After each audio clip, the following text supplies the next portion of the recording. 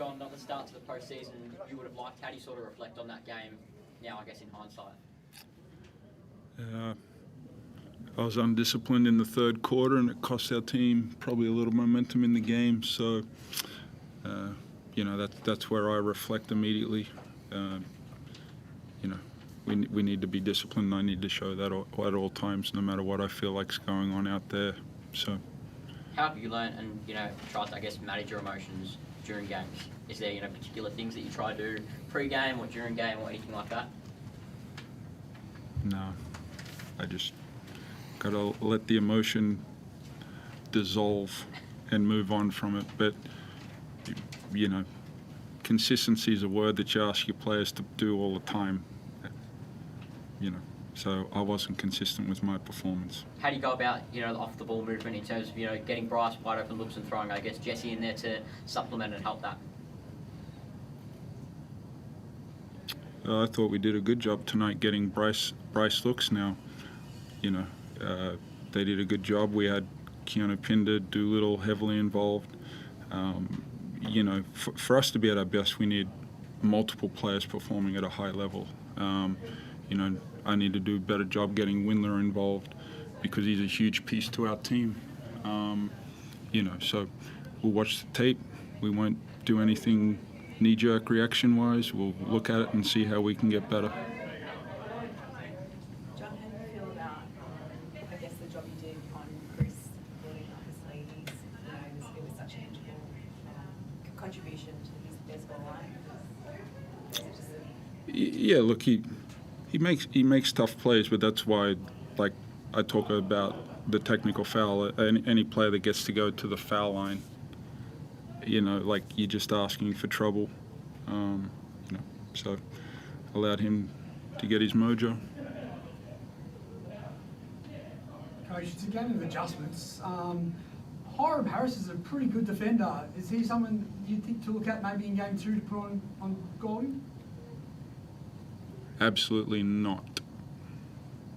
I don't think Hiram can impact our team, but he's probably not going to be the guy we look at chasing Chris Golding around, just being honest with you.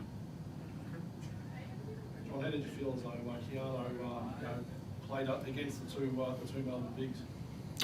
Pinder? Yeah, look, the last month he's shown, like why he's a dominant player in this league, and tonight was no different. And that's where I talk about our group and the way we've been playing as a whole. It has been functioning very well. Now they tested us tonight with some of that stuff, so I expect more of the same from KP. Johnny, Benny Henschel, he does not lack belief or lack his game. It looked like he obviously started him, so it's his first, from what he did, where he came from last season. How would you rate his performance? It looked like Delhi tried to go in early in the block, but he held his own late. And obviously, he didn't shoot the ball that well, but overall, how would you rate his performance? Yeah, look, Henschel was good. For us to be win the championship, we need everyone playing at a good level. Okay, Ben Henschel will be different when he makes shots. So that's what he's on this team to provide at a high level. I know through your experience, it's not always gonna be your night. So for him to get back in the saddle Saturday night, go out with the same aggression, shoot the same shots, and when he makes them all and you guys go crazy and we win, beautiful. You spoke about Dylan and getting him more involved. I asked you pre-game how important he is to the team. How do you get him more involved on Saturday at 4 points, 7 rebounds? Yeah. He's such a good player. Yeah, it's twofold. We can get him in different actions so he feels comfortable. He can play a little risque at times to see where he's really at. I'm okay with him shooting a 30-footer, because deep down that's who we are. We're a high efficiency, gunslinging, let's see what happens. And I'm okay with him letting 30-footers go. John, do you have an update on Ty Webster's injury?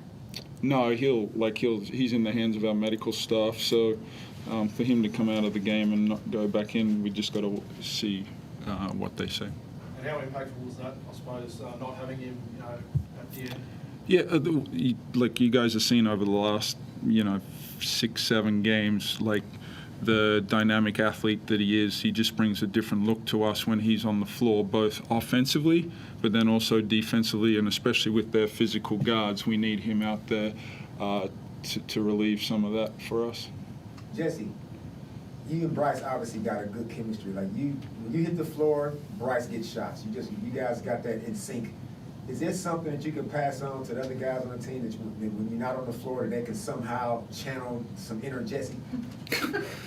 No, look, I thought we did a pretty good job. I think KP and Do in particular also have a little jam with him. I thought they played well with him. I think the great thing about BC is, what do you have?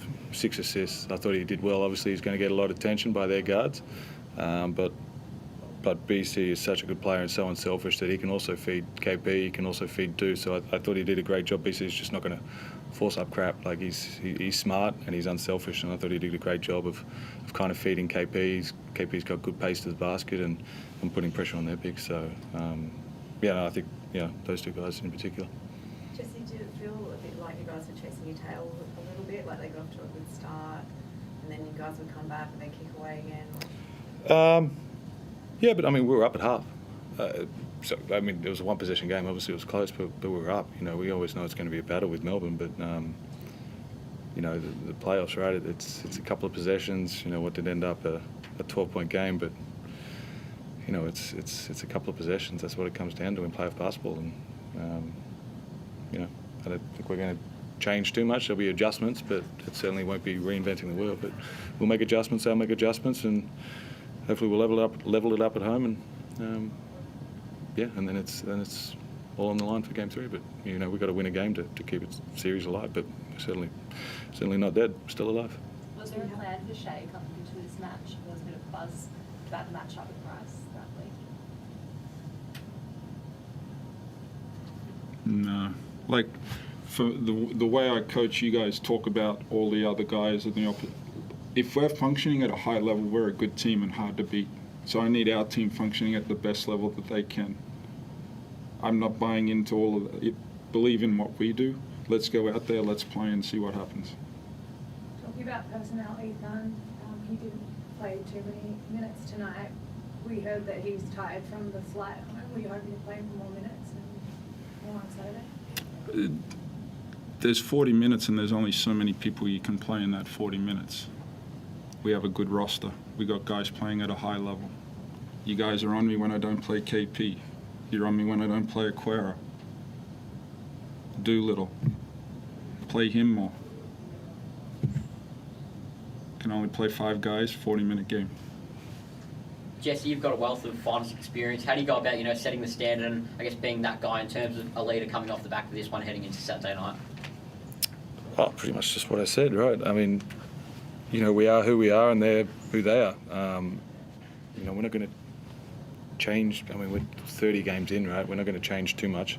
We're going to make little tweaks here and there and take care of our bodies, watch some film, do what we've been doing all year, right? And have a good shoot around on Saturday and hopefully come out and put a good performance in and win a basketball game, right? And keep this series alive. I don't think it's not crazy rocket science. Like we don't have to change too much. Just got to tidy up a few things and hopefully get a win. Do you have any thoughts on Melbourne's record in Perth? Obviously, they've had a pretty good run there late. Yeah, for sure. But I think if they've won there 4 years ago, I don't think that has too much relevance. You know what I mean? Those records are all cool. It's probably only somewhat relevant this season, but even then, it's playoffs right now, so it's a brand new season. It's 2-3 months ago. Teams change, identity changes. So, I certainly don't buy too much into that. But Coach, Rillie, through the week you spoke about playing with purpose and intent, and also the mental grind. Yeah. Are there stages early in the game, would it be a pace or substitution patterns where you're thinking perhaps it's not about just this moment, but more the chestnuts of the series, of like maybe trying to wear them down earlier by playing faster, because it might help in the back end of a game 2 or game 3? I think the pace really suited us. We just weren't playing good. I'm really curious to see like our shot quality, because I thought we got some good looks. We just didn't convert early on. They got it to what, 11-4 or something like that.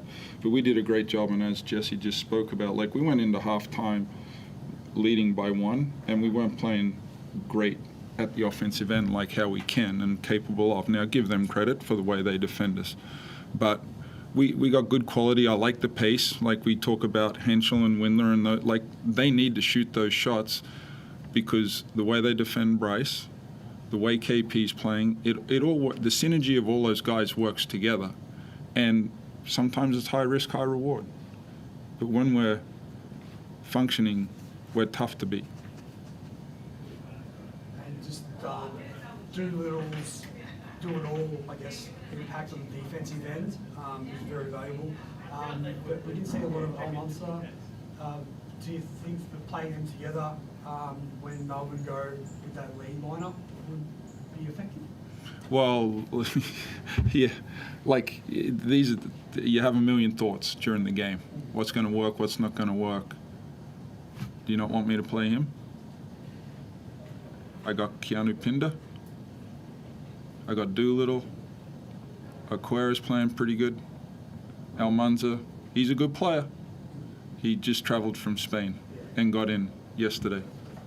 You know, like it's like I have to make decisions. I'm not 100% on my decisions. Well, then the decisions on the floor with whoever is out there, Jack White didn't look like he was that laterally moving very well early in the game when Keanu attacked him. Was there a strategy to actually go at him specifically at times, or to try and test his injury, I guess? Doolittle and Pind are very explosive players. Anytime they have space and we've had some good ball movement, I want them to attack. That's the way we want to move the pieces, and then like let's attack. You know, so we'll keep going with that. I have the confidence in those guys. Like they're very good players. You know, it's playoff basketball. You're going to have a team that wins and loses. They made the big plays. 1.9 seconds under out of bounds. They get a tip out, Golding 3. Like in these types of moments, they're the plays that you need to make to win and lose a series. You know, and that's, you know, that's them tonight. We need to bring that for us on Saturday. Jesse, you mentioned playoff basketball is different. Did the intensity feel different when you got out there?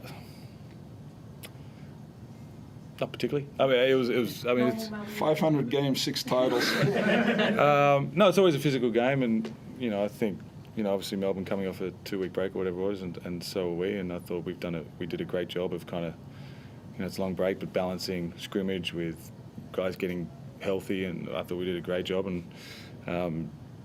yeah, so it's always physical, and it's always pretty loud in there. But yeah, it's playoff basketball, and I think it's probably slightly more physical, and refs let slightly more go. But yeah, I think we did a good job. Yeah. Go ahead. Yeah, John, just one from me. Second time this year we've seen Goulding do that sort of shooting performance against you. Is it more him being freakish with what he's doing, or do you have to defend him differently in the next game? How I would answer this is touched on, like he gets free throws, he gets a tip out off an offensive rebound. So then, you know, like Bryce and him are different players, but the moment a high-level shooter / scorer feels in rhythm, it is really tough, no matter what you do. And then, like I thought Henschel really did a great contest on a 3-point shot, and he gets rewarded for 3 free throws. So you know, like it's a dynamic you have to balance out with all of that. And then previously they've done a good job of countering when we try to get a little aggressive, you know. So and that's where, you know, I talked about early on, like, you know, my discipline in the third quarter. Jesse, what was with that play when Chris ran through you? Is there anything malice in that one, or when you set that screen, or? No, I think it's just a basketball play? Just basketball. Yeah, yeah, nothing in it. JR, can you expand on that a little bit? Did you think that your guys did a good job on Chris tonight?